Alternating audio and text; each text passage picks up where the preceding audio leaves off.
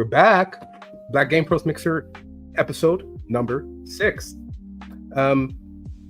First of all, thank you for joining. For whoever is joining from anywhere in the world that you're joining from, it's appreciated. For those who don't know me, my name is Leon. I've been in the industry for 20 years and decided to create this platform where we shine a light on the amazing stories, amazing people that are active in our industry doing spectacular things. And today's session is not different.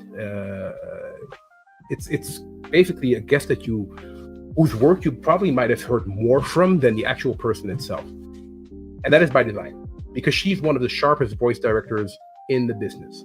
Think of League of Legends, Valorant, The Division, Watch Dogs Legion. If there's a voice performance that hit you a little deeper than expected, I think she might have been in the booth making that magic happen. But beyond titles, she's also someone who understands storytelling at a human level. Someone who creates safety, honesty, and emotional truth in a space most of us never get to see.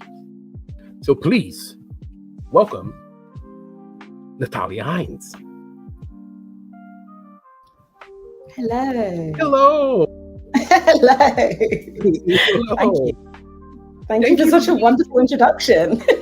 I practiced. I wanted to make sure to do justice, because it's the funny thing is once you do research about you, it's very you go deep in the industry. You've done a lot. It's super interesting to find out more about you and to have you here. So thank you so much for being here. It's appreciated. Of course. How are you? How are you doing? I'm good. I mean, it is cold here in the UK. It has been snowing this week. There's been rain. It's freezing, but I'm good. Keeping busy, as always. Oh, that sounds like typical UK weather, though. It's so typical UK weather. I'm not ready for the winter. I feel like we've only just had our summer. Please, give me a moment. Oh yeah, same here. Same here in Holland. It started to get cold. Paris, same thing. It was cold. Don't like it. Nobody likes it. But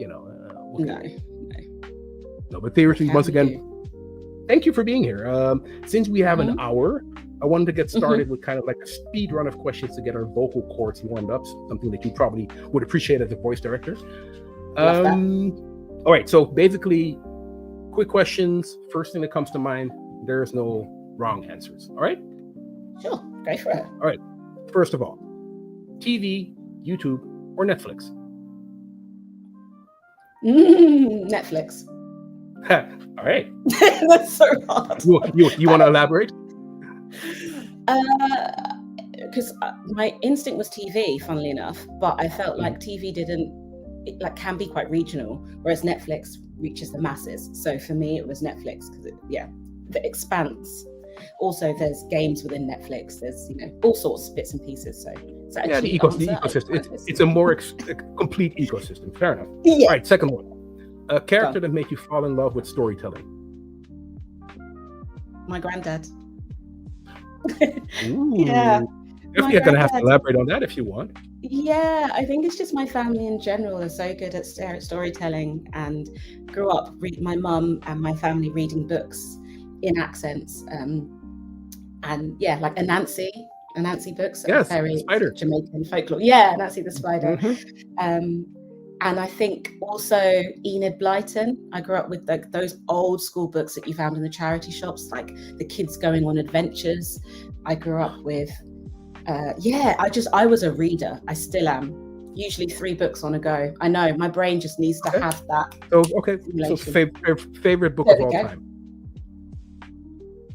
The Name of the Wind by Patrick Rothfuss. It is an incredible book. Think The Princess Bride in a book. Yeah. Ooh. And for those who don't know The Princess Bride, shame on you. You're gonna have to watch that right now. And I will read the book. I will read the book. Yes. All right. Okay. Next one. Most underrated voiceover performance in a game. Ooh. Okay. Don't have a specific person, but I have a category. The NPCs that are barking. And what I mean by barks is, for people that don't know, the short, snappy answers, like if it's Call of Duty, on 6, get down, the screams, the bellows. So those smaller characters, because they do carry the game, they create the ambience. Interesting. I never niche. thought about that. And that's why I love having like people like yourself, because even though I work in games, like the actual production of games is something I don't really have that much visibility on. I mean, I've been in studios, Yeah. but I don't really know what you actually do, which we're going to dive into very soon. All right, Yeah. cool. All right. Final question for the short round. What's a dream character that you would love to direct one day? Oh gosh, these are good questions. I'd love to direct. I've been lucky enough to direct some dream characters already, but I'd love to direct a historical figure that's not been introduced before in a game that is culturally accurate. I'm going to say that quite broadly on purpose because, yeah. Just put it out there in the ether. Put it out there in the ethos. Fair enough. Okay. Final question for the short round. Okay. What is the best dialect in the UK? The best dialect in the UK? Yeah. Oh, I don't have a favourite. I love all of them. Don't have a favourite. It's fun to work with all of them. I'm going to say Southern is cheating because I'm from South London. So it's fine. Anyone who's South London is the best. There we go. South All right, perfect. All right, cool. I think we're warmed up. So let's get into the actual meat of things. Sure. The cool thing is, like I already said earlier, like I knew you from your work on Watch Dogs, from your work on The Division, and your work on the other games that you've worked on. But doing research in you kind of like made me kind of discover an entirely different side of you that I wasn't aware of. So I want to take you back for a moment. Yeah. Not to the booth, not to Riot, but to a slightly chaotic universe located at 26 Pepper Pot Apartments. Oh my goodness! Oh. Because I am very curious, whatever happened to that golden goose? And for those who don't know, we're talking about Amelia Getting Complex, which was a kids TV show on BBC Two, if I'm not mistaken. Yes, it was. Okay. So I trained as an actress. So many years. That is a throwback. I trained as an actress. And one of the biggest jobs I did was a TV series called The Amelia Getting Complex. It was 2 series on BBC Two and may or may not still be on iPlayer. It's still on iPlayer. The Golden Goose. We ate it. In the end, it was just a puppet in this TV show. It was chaos. It came back to life at the end. It came back to life. We went inside the goose, had a holiday, came out, ate the goose. It was the most fun I've ever had on a TV show because it was chaotic and it was comedy, and they're still my friends to this day, still best friends, like the 3 other actors. Yeah. I must admit I kind of binged most of these episodes. It was super fun. It was super fun to watch. Very weird. Very weird. Also, how many canoes do you have in your fridge? So many canoes in my fridge. Okay, all right. People that are watching are probably like, what the hell are they talking about? Watch it. It's great. Exactly. All right, so from that experience, what did you take with you that you use today as a voice director? Do you know what? One of the main things I took was that I'd always kind of had the philosophy that once you're in my room and the sessions that I'm directing, I'm not one of those directors where you have to say yes to, you can't have an opinion or you can't explore or have fun. So I've always had that. But I took that further, I think, after doing TAGC, where I saw the whole production came together. And so now, even more so, when we're creating something, we're creating it together. We're having fun.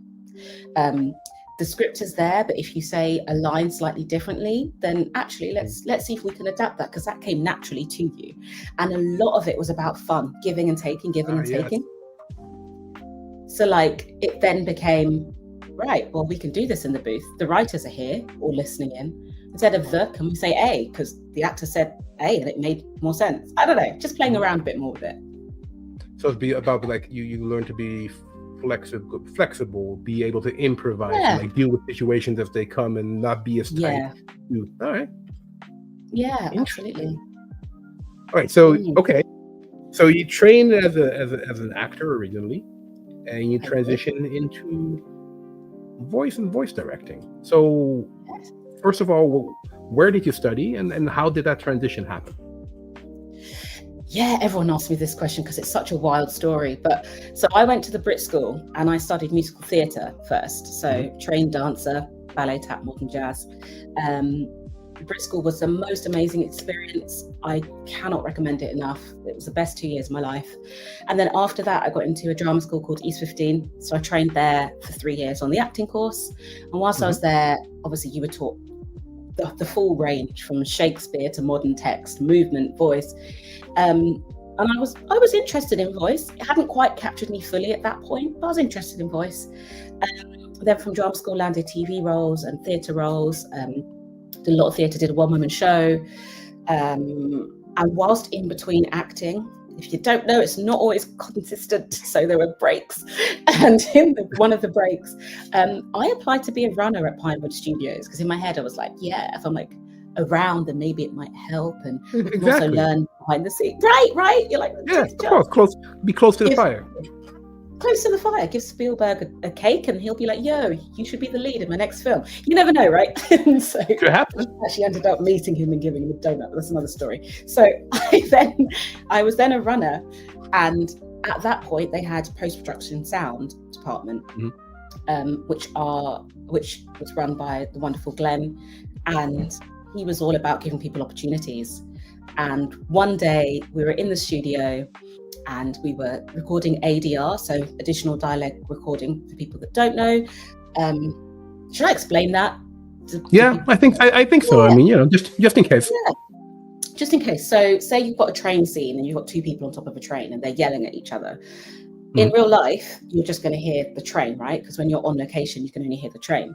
But they'll be speaking, but the mics won't pick up clearly enough for to be used cinematically. So they come back into the studio, they watch themselves on the screen, and they say their words to their lips, like lip syncing.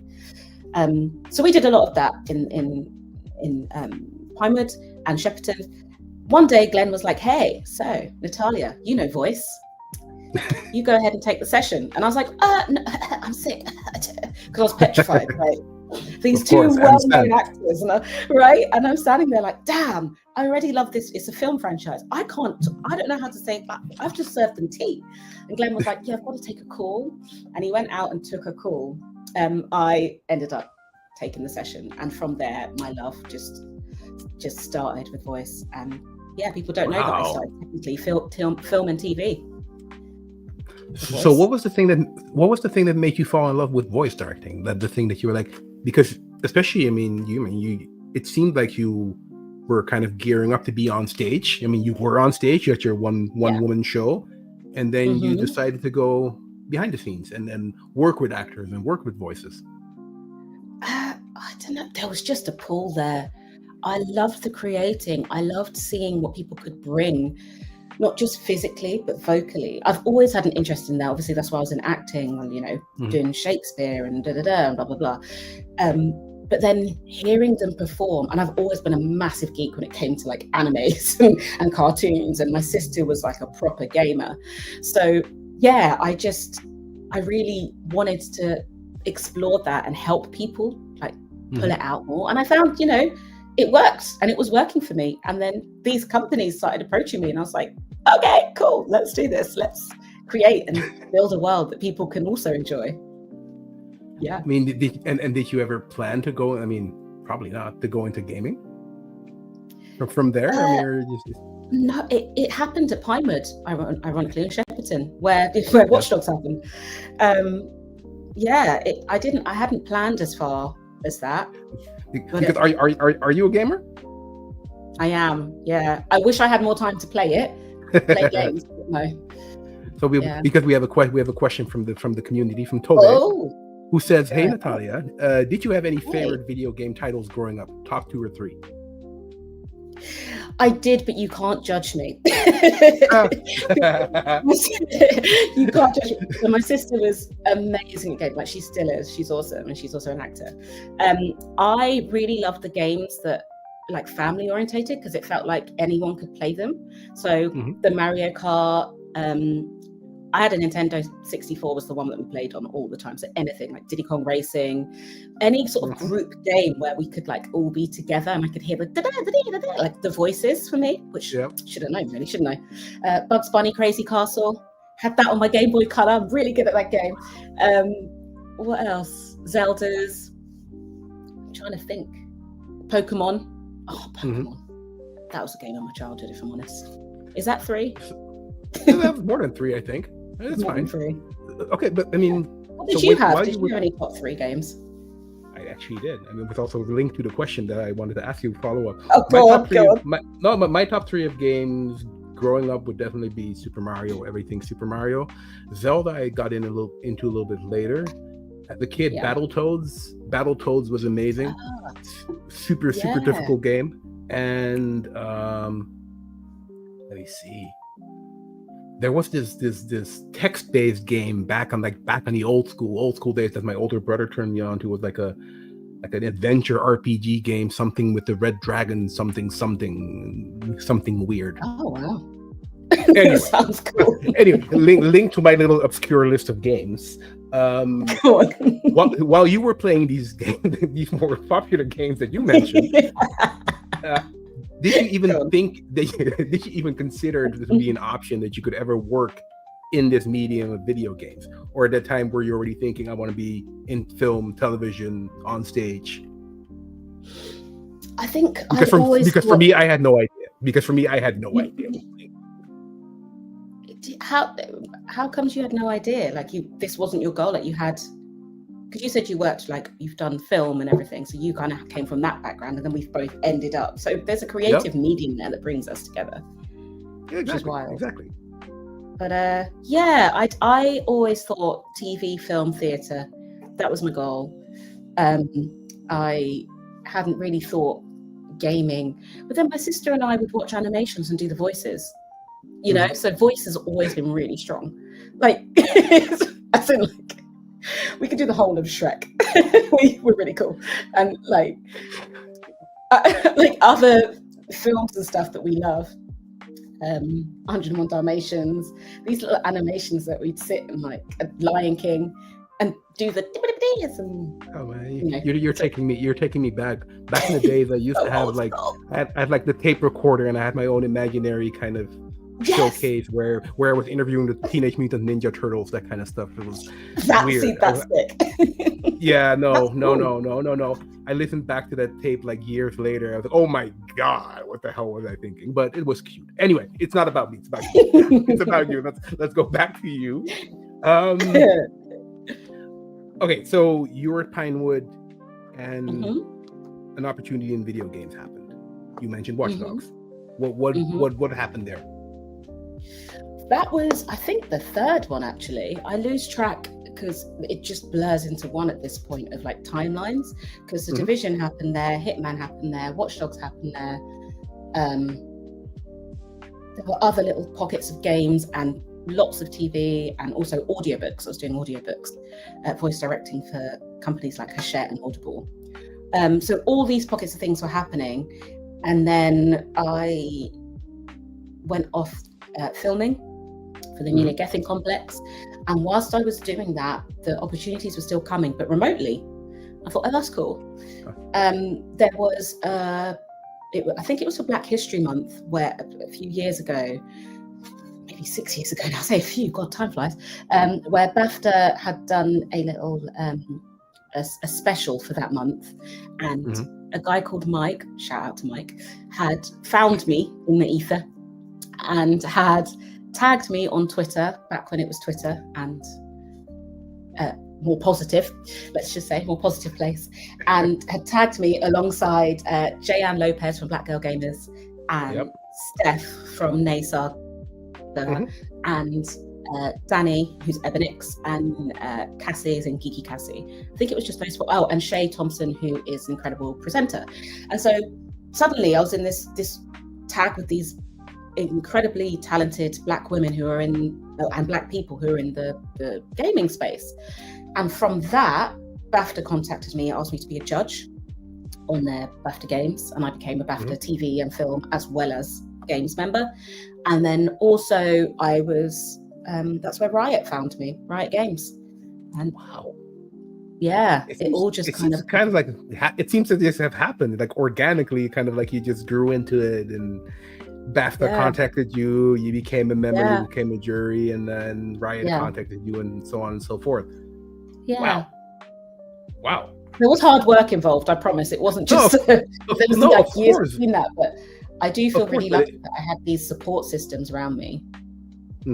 Such as, sorry. Well, Jayanne, Steph, Cassie, Danny, Shay, Uncle Timmy, and Mr. Midas Games, just these Black people in the industry who were really like doing the thing. And they were like, yeah, this is amazing. Shout louder, essentially. And they encouraged me to start, you know, this is the first time that I built a website for myself. It was really basic, but I hadn't really done that before because I hadn't fully considered myself voice director. I thought, oh, maybe actor. And I took the plot, like I fully went into voice directing and, you know, stopped acting. Wow. Yeah, which was that's an interesting story. All right, so take me into a studio. Let's say you have you just signed a deal to become voice director for Game X. You sign the deal, you okay the money involved, you go to the studio, or what happens from the moment that you sign that actual contract? What's the process? Depends. Yeah, it depends per studio and where they're at. Because I'm freelance, so the cycle of a game, stereotypically, it has very much changed, especially since lockdown. But it's about 3 years, could be a cycle for a game. In that 3-year cycle, the voice director will come in the last year, depending how big the game is, or the last 6 months if it's a smaller game, right? So, and that depends how many voices. We could go on about the variations on that. But once I sign, the first thing that happens, obviously, is I get given the script from the writers. Now, writers can change depending on the company, but it isn't unusual that a writer can change their script up until the day before or day of. That's really stressful, but it tends to be mini adjustments. I go mad when that happens. Writers, please don't do that. It's so stressful. I've prepped. It never happens. They never change their minds. They never change their minds. But no, I understand. It's a creative process.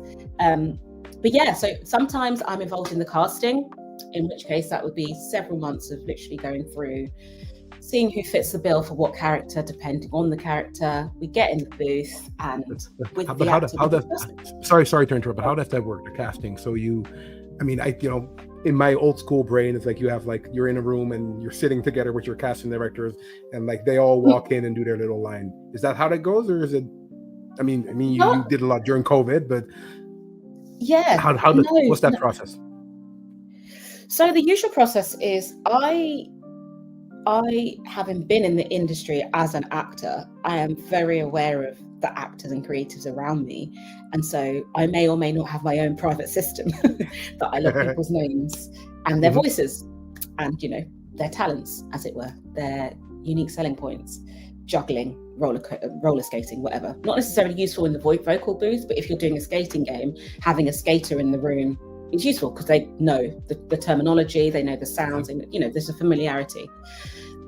So yeah, the studio will say, hey, this is the breakdown, this is the bio. I'll get them 10 possible actors that fit the vocal range or the character, and we go from there. Then we do auditions. They're usually online because they can record it, whatever. And if needed, they'll then come into the studio to do an audition, or if I'm doing mocap, they'll come in to do like a performance test, as it were, performance audition in the mocap booth, and then from there they get cast.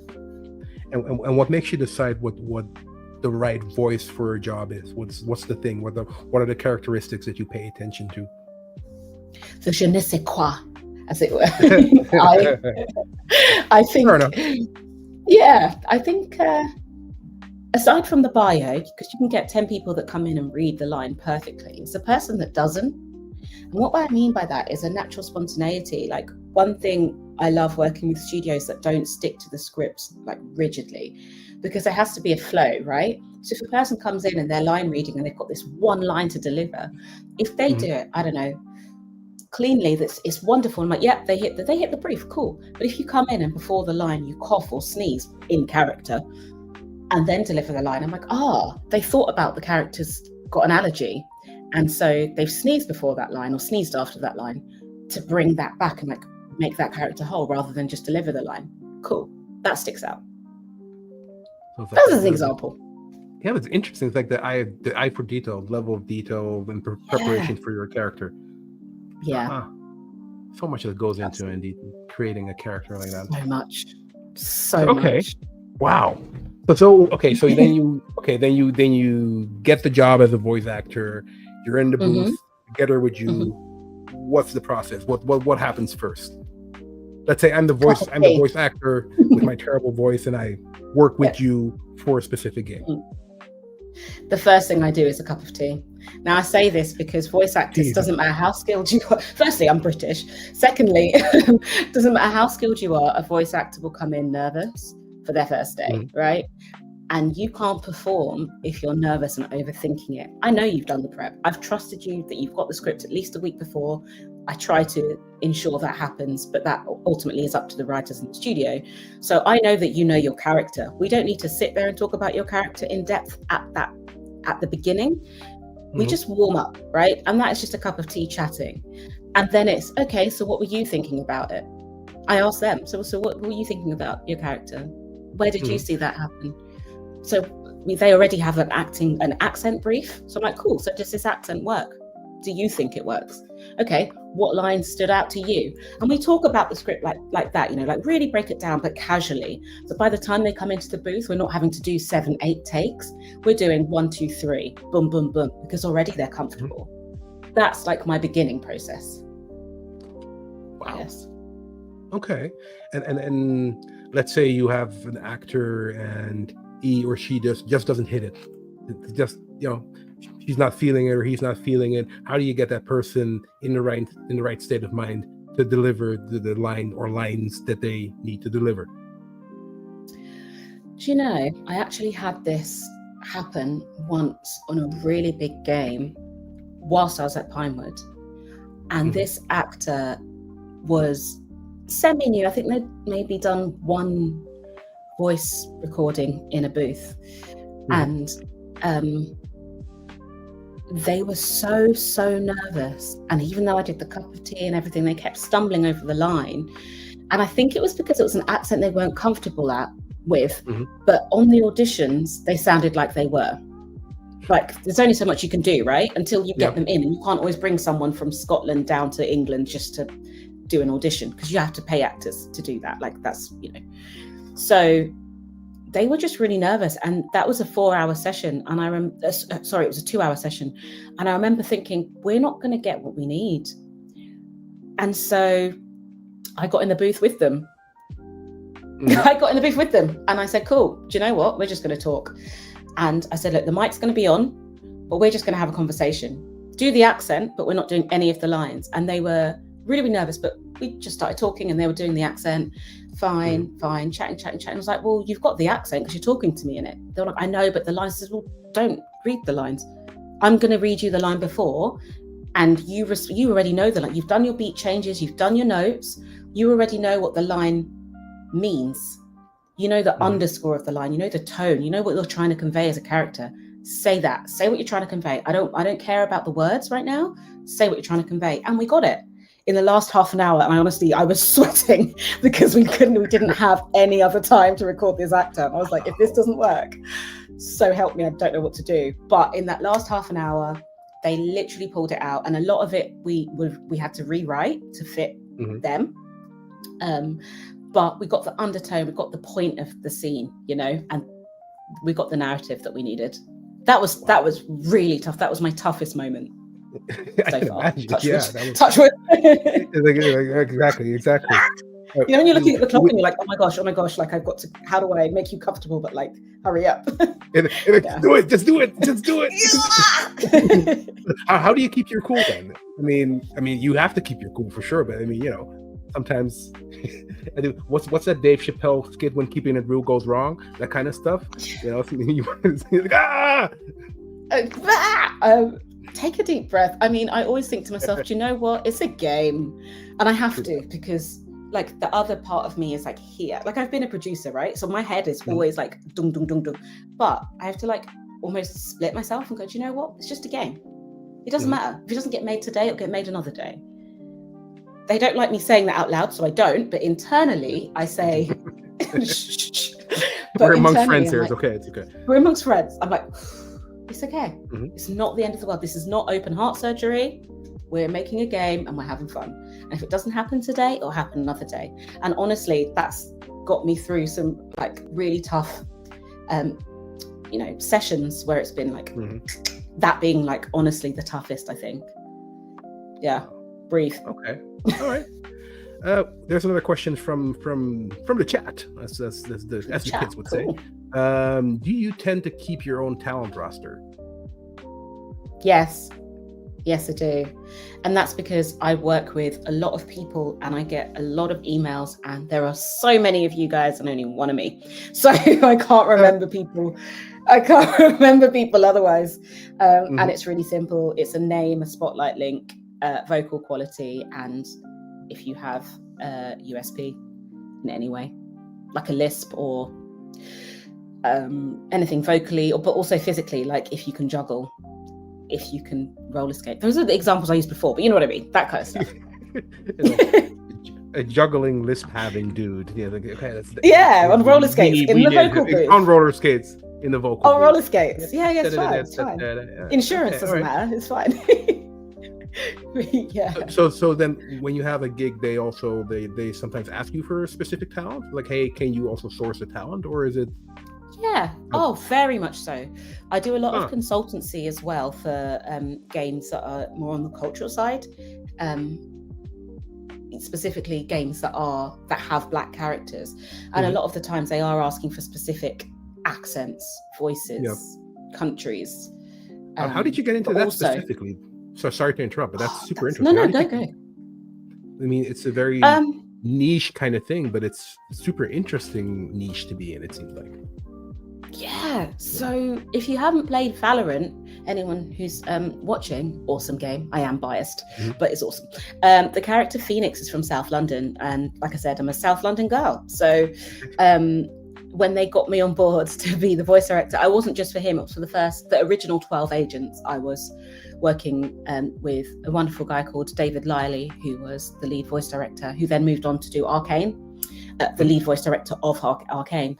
But yes, they got me on board because they knew that was an accent that, of course, I'm massively familiar with, even though I don't sound it. I'm aware I don't sound South London all the time, but there we go. So from there, I was like, okay, cool. This is something that I could help with if I be more specific. So I was working on League of Legends with some African characters. I was working on, I can't say some other games yet because they're not released, but specifically with accents and culture. This is so tough NDA wise, isn't it? I can't say. But yeah, characters and accents. Yeah, it's fine. You don't need to go there. Yeah. And it's just become a thing now where I've just added it, and it's something I really enjoy and something I've done a lot of research and have like ready-made presentations on. So when it comes to when they're looking for specific characters, specifically Black characters at these different studios, I just reach out, or someone will come to me because they'll be like, I was recommended by such and such that you worked with. It's a small industry. Everyone has links, So yeah. All right. So let's say I will want to work with you as a consultant. So I reach out to you and be like, hey, I'm developing character X from Jamaica. It needs to have a proper accent, or I don't know what the brief would be like. And what would be the process? You would, as a consultant, what would you do? I'd ask for, obviously, once I've asked for as much information as possible, the first thing I'd ask is, where do you want it to be recorded? Because that's where I'll be sourcing my talent from, because obviously it's going to be expensive to fly out someone from Jamaica to America. That's what I mean. That would be cheaper than Jamaica to England or blah, blah, blah. So I'd ask that first. And then I would say, okay, so are you looking for someone who has a Jamaican accent but speaking English? Are you looking for someone speaking Jamaican patois or Jamaican Creole, which is slightly geared towards the English standard? All these specifics.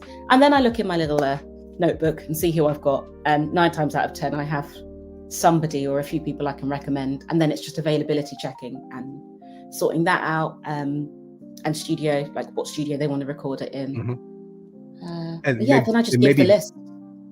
Maybe a dumb question, but do you how does it work from a financial perspective? You just send an invoice, you have a flat fee, it's like hourly rate. or is like project?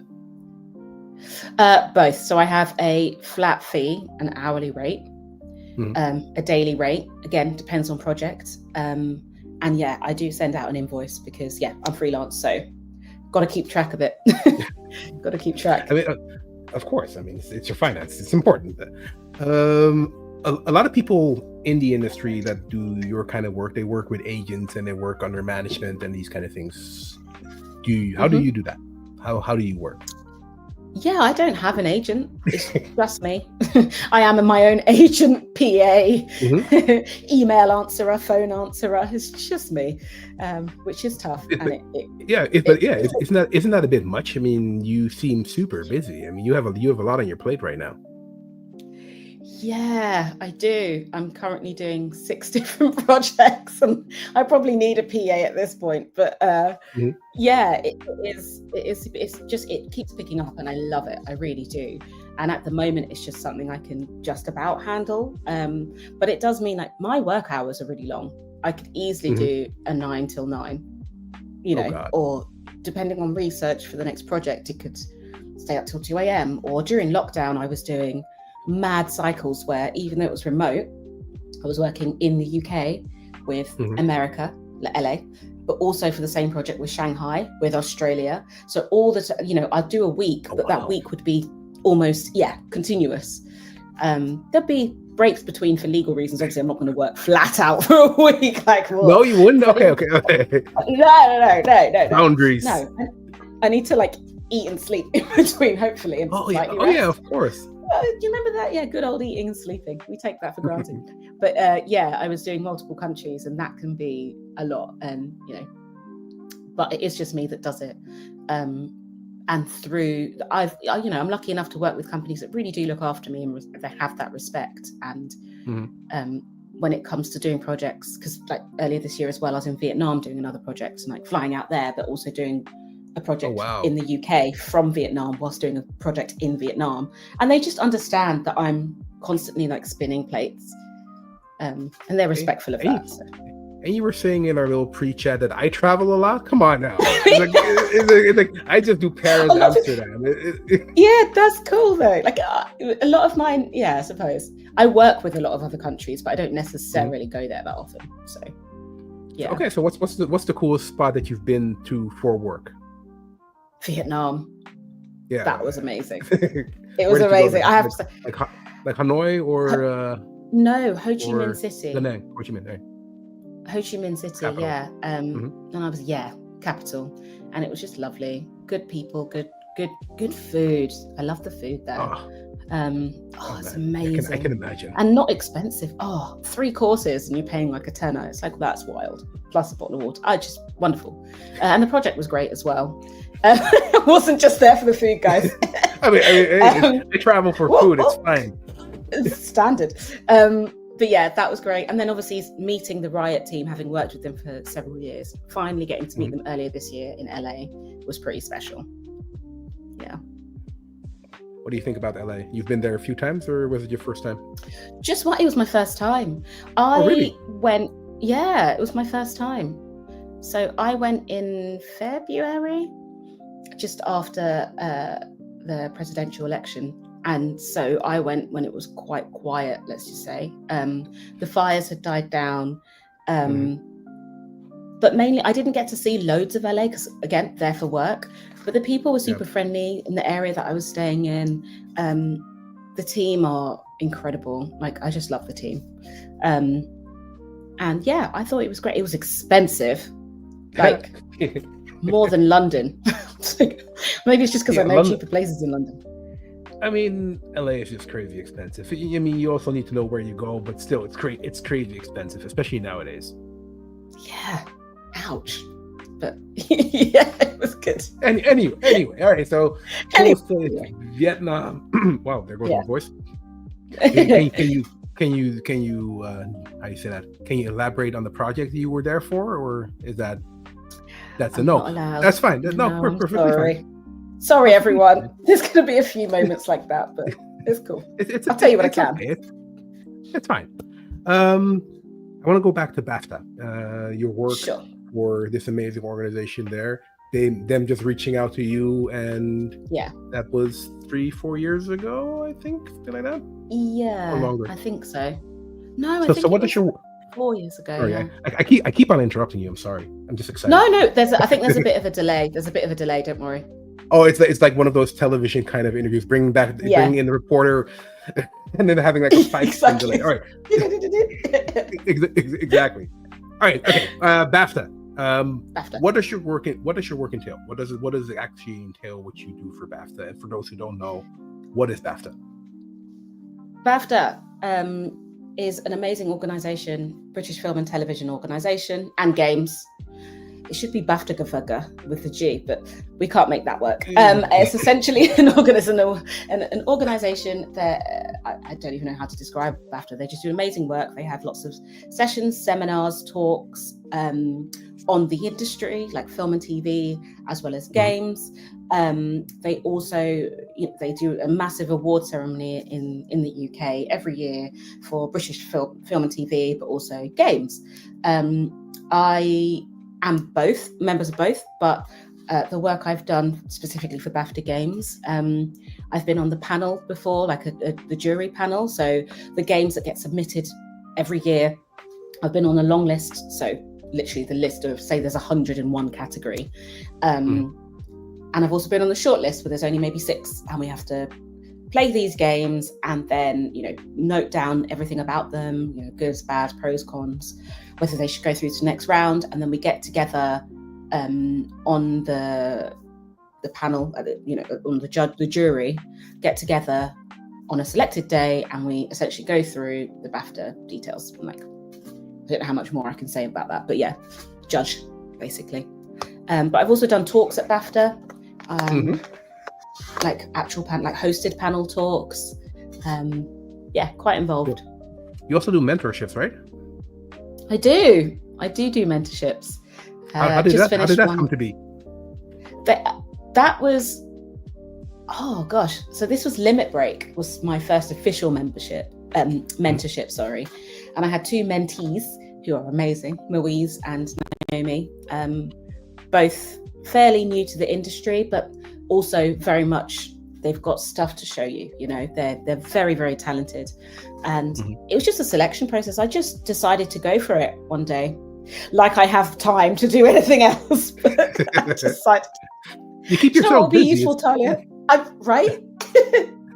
So I decided to go for it because I wanted to help. I wanted to find people that I can sort of guide, and I don't really know what wisdom I have to give, but my motto is everyone has a golden nugget to exchange. Come on now. Look, with all due respect, look at your profile, look at what you've been doing, your kind of organic rise into who you are now. You have a lot of things that you can teach people. Thank you. It's super cool. It's really inspiring. So I mean, the mentees must have been super grateful for everything you bestowed upon them. Yeah, I mean, I was able to bring them along to the BAFTA Game Social as the end of the mentorship sort of thing, because everything was remote. I hadn't met them face to face, and that was really lovely because they felt more confident to go out in the world. I think because I've got an experience as an actor, professionally, and because I've done that side, film, TV, radio, voice. I used to be a voice actor as well, for BBC Radio 4. I did a whole series on that, and Torchwood and stuff, because I've got all of these little elements I can bring in. It felt really nice to give to them and say, hey, don't worry about anything. I know it's really scary, but let's start with this. This is what I started with. Okay, so build from there, and just gradually build your platform up. So yeah, it was a great experience. Yeah, I can imagine. We have another question from the chat, from Abdul Malik. Hello, is the majority of your work remote? And do the studios provide a recording location, or do you record in your own studio, or is it a combination of both? Good question. The majority of my work is actually in person in the UK studios, or in studios otherwise everywhere. Studios provide a recording location. Yes, they do. That's because I do have a very small setup for a home studio, but nowadays, now we've moved past lockdown, 9 times out of 10, they want everyone to sound the same. And that means going into the booth with their setup, having their mics and having their systems and their sound engineers. So it makes a lot more sense for me to go to those studios and work there. So in the UK, they would source. So for example, big company in LA can't always get over or may not have UK studios. So they'll just dial in Zoom, Teams, whatever. They'll dial in and listen in on our session, and the actor, who will be UK based, will be in the booth with me, like in the recording studio with me, and that's how we'll kind of do it. And you know, I'll direct, we'll do character stuff, blah blah blah blah blah. If there's any feedback from the writer or the team that specifically wants something, don't know, say they're doing a trailer for a game and they need the date to be punched in, I'll then, you know, flip off on the actor and then flip on them and hear their feedback through me, channel that. The actor will very rarely talk to them, because what I don't want is that interference that might put them off, sorry. So yeah, I'll kind of be the channel for that. Just how it works. Okay. Well, I hope that answers, I mean, I'm quite sure that answers all of his questions. Yeah. So if you would have like a recommendation or tip for someone watching, or in general, someone that wants to become a voice director, how do you do that? I mean, there doesn't seem to be like a clear path to become a voice director. I don't know. I think study your craft. That's the main one, isn't it? You can't be a voice director if you don't know voice, and you can't be a voice director if you don't know people, and you can't be a voice director if you don't know actors. That's the main 3 pillars, I would say. Because, yeah, great, you know what should be done in the studio and you can be technical, but to be a great voice director, you has to be some level of emotional intelligence and linguistical skills that come with that, so that you can then give your all to the actor. So to start, I mean, I guess study voice, vocal energy, like acting.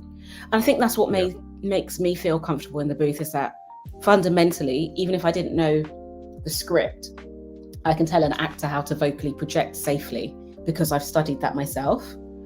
So it's there's loads of books out there that teach you like voice in acting. I think that's a book called that, like Uta Hagen. Voice into Acting as well is a great book.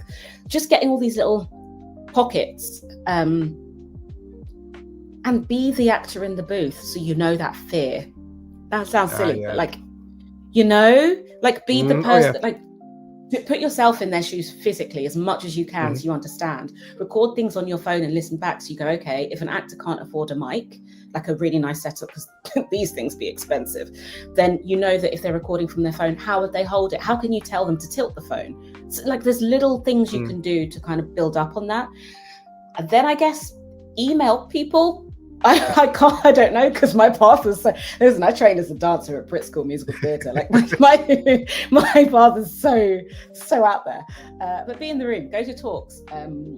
If you're in the UK, go to BAFTA, whatever country you're in, see if there's an organisation or a place or a committee that comes together and do that. Listen to seminars and stuff like this with you and I, Leon, like talks like this.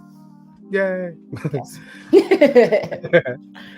Yeah. I mean, okay, next question. Moving on to the next question. I mean, we live in an age of new technology, AI, hybrid workflows, but mostly I think AI. How do you see and how do you think AI will already have impacted your profession of voice directing or voice acting, for that matter?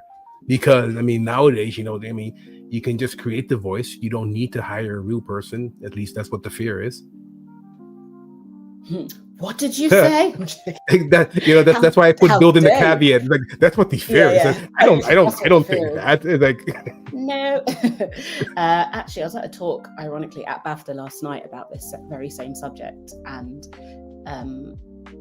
one of the things that was said was that AI can't replace actors because it's a creative industry and AI isn't creative. It runs off knowledge and is very much a yes man at this moment. I don't agree with AI replacing voice actors. I will say that with my full chest. I think there needs to be creativity in the room. AI doesn't have that, and we have our creatives. Just pay them properly and do the job properly. That's my full stance on that. However, when it comes to AI as a whole, I understand that using it like a search engine, asking questions, how do I do my Pro Tools setup? How do I do this? How do I do that? I understand that AI can be quite useful for that. At the moment, it's still being developed and still just does yes, yes, yes. It doesn't necessarily guide you in the way that it should. And I understand, in education, it can be used. Like if kids don't know how to write a letter, for example, you can, hey, AI, give me a template of CV, template of letter. I get it. Just not creatively. I am fully against that, especially when it's been done without people's knowledge, which has happened in the past, where voices have been regenerated with AI and then, used and the actor doesn't know that their voice has been used. And it's like, that's disgusting. You're not paying your actors, you're taking what they want, their voices, and just using it to, no, not for me. And also remember, I spoke earlier on about the nuances that people have, like coming into the booth and giving that cough or sneeze before the line. You can't generate that properly on AI. That is organic. And there needs to be some of the best games that you play. And I've already said I love like the American here we go and all of those kind of voices, love it. But some of the games that we play that are more like the RPGs that are, the essence is, authenticity and realism. Those games need those cough, sneezes, and those imperfections for it to be a good game, and that's why they're amazing games, in my opinion. In my humble opinion. No, then your humble opinion matters. I think it's a good opinion. I agree. I concur with your humble opinion. All right. I think we're slowly but surely going to the wrap up of this wonderful conversation. But if people would speak about you in 10 years, your impact, what do you hope they would say about you and the work that Natalia Hinds has created and the amazing experiences or voices she's helped build? Oh, that's a lovely question. I have never thought about that. I just do this because when I looked up one day, I saw that there was no one in this space that looked like me, and so I want to be that person. So I hope they would say something like, I don't know, she was the first but she's not the last. That's what I would be really happy to see. She was the first but she's not the last, because the reason I do it, the reason I put so much care into it as a Black female gamer, being the only Black British Black British voice and performance director in the UK to be doing AAA games as long as I have. I want there to be more, I want our stories to be told as well. And I'm pushing for that in the background. I can't talk about it, but some of those 6 projects are very much pushing for Black stories. And I want that to be my legacy. Yeah, she was the first, but she's not the last. There we go. That's a very noble thing to say. That's lovely. Oh, yeah, you want to be the inspiration for the next generation. That's to show like, hey, if you can do it, maybe so can then they. Anyone can. Yeah, and from any background as well. Exactly. Like, doesn't matter who you are or where you started, because I very much did not start as a voice director. Did not know this would happen. But you can do it. Just there'll be supporters out there. Like I said, I've had some great pillars of strength, and I think, it's amazing to have those people around you, and obviously family as well. Like, of course, my sister's been amazing with that, and she's an actor. She's in the industry. She's a voice actor. She's theatre, film, TV actor. She knows. Yeah, that's a lot of food for thought. I love that. Yeah. I love that. It's deep, isn't it? Deep. Sorry. It is. There's nothing wrong with deep. It's good. Yeah. It's good, because I think it's important. It's important to especially if you're successful in what you do, use the platform that you created to uplift the next generation and bring them up. Yeah. And I think that, especially with your kind of career path that seems to have kind of like grown super organically from one thing to the next, it's inspiring to see. I mean, that's also one of the reasons why I created Black Impro Sessions, is to create that platform where stories like yours live and hopefully inspire the next generation. Maybe there's a younger Black girl out there watching this, or Black guy out there watching this and being like, she does exactly what I wanted to do. Yeah. Right. I want that to happen. And if you're out there, get in contact. I say that I'm really busy, but the point is, get in contact. I love it. So speaking of which, what's the best way for people to get into contact with you? I find it really hard. So I have started saying like actors, I love you. I really do. But unfortunately, I can't reply to all of your emails. I think you're wonderful. And like I say, I do take note, but I can't reply to all of your emails. And, actors tend to send the spotlight links and everything. Keep doing it. And I love it, but I'm sorry if I don't reply. Best way, I've got a website, which I think you tagged on LinkedIn, Leon. Thank you. So my website has a contact sheet on it, and that's probably the best way to do it. LinkedIn messages I try to keep up on, but tend to miss. So Leon's laughing because he knows. I don't know what hard. You're talking about. I don't know what you're talking about, man. What? I probably should get a PA in the new year for that. But maybe. Maybe. My website's the best at the moment. All right. So what is next? What is the next big thing for you that excites you? That's kind of a final question before we wrap this up. Yeah. So some of like I said, the projects that I'm working on that I can't talk about. Annoying. I keep on trying. I keep on trying to get the answer down. They're so good, and they are, like I said, focused on Black culture, and they're authentic and by some amazing creatives. But because I can't say about that, I will speak about the Afro Story Summit that I am doing a panel on. Ooh. It's in Brixton in London, in the UK. It's online, the Afro Story Summit, and essentially it is Black people in the gaming world have all come together, and it's a whole day at the Ritzy in Brixton. If you don't know, it's like a big cinema venue. It's an amazing venue, and there'll be panels from the BBC, Jojo and Gran. I think Netflix will be there. There's all these big names and big people that are coming together to essentially say, hi, this is what we do. Loads of introductions, and I'll be there the entire day from 9 till 6. And I'm excited for that. I'm on the gaming panel with some great creatives like Des Gale, wonderful human. So if people see you out there, they just walk up to you and say hi. They shouldn't be scared. Yeah, come and say hi. Yeah, no, don't be scared. Like, come and say hi. I'm super friendly and geeky. Just come say hi. Tell me who you are, because 9 times out of 10, I'll recognize your face and I might not place the name. So please remind me who you are. But just come say hi and we'll grab a cup of tea. Perfect. Always. I do love a cup of tea as well. I mean, little cup of tea, little petal-y tea, some milk, some honey, and I'm good. Yeah, honey, classy. Yeah, I mean, classy. The voice needs work. I need to, make sure that everything stays. Keep it. Yes, I agree. Exactly. I agree. The voice. It's the voice. That's why they call me the voice. It's because of all the Leon the voice.